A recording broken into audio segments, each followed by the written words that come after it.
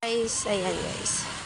Nandito po ako sa puno-puno ng mga ano po guys. Dito po ako sa mga puno-puno guys. Yan. Yan, nandito tayo para malilim. Ayan, malilim po nga talaga dito guys. Alam nyo po, napaka-importante ng mga puno para hindi po tayo magkaroon ng flood. Tapos isa pa, napaka-importante din ng mga puno para magiging mabawasan po yung tindi ng init kasi ina-absorb po nila yan. Ina-absorb ng mga puno. Kaya nakakatulong po talaga ang mga puno or maganda yung magtanim talaga ng mga puno. Katulad na lang nito guys, oh. Puno ng coconut. Coconut tree po ito.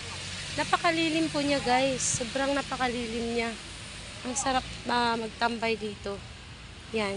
Halos kadalasan po dito sa pinuntahan namin guys ay napakadaming puno po. Pero ipapasyal ko po kayo sa dagat. Punta po tayo sa dagat. So guys, ayan sila guys. Oh, si Ashana. Yan sila. Yan yung family ko guys. Yan. Yan guys. Dito kami tumambay talaga. Masaya-saya Ashana. Wala nang red eh. Wala nang red o bunot kayo. Ganun. Wala. Ako na.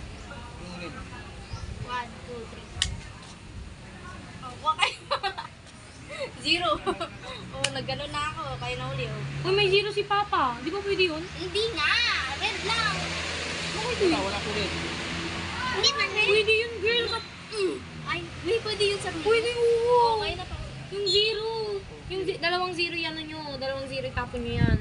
Oh, tapos magbabago na yung kulay. Oh.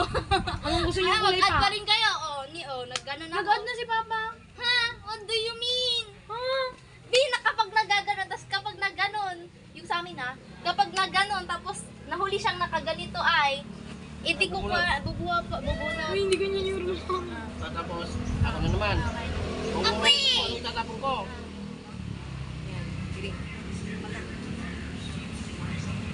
Ulit. Okay, din pa. Ba't kayo? Nakakamus na. Na pa. Lo, ang dami niyo. Okay.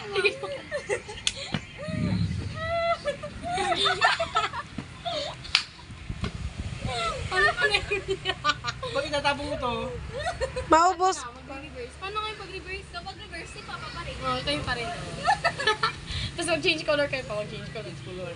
Oh, kayo pa rin.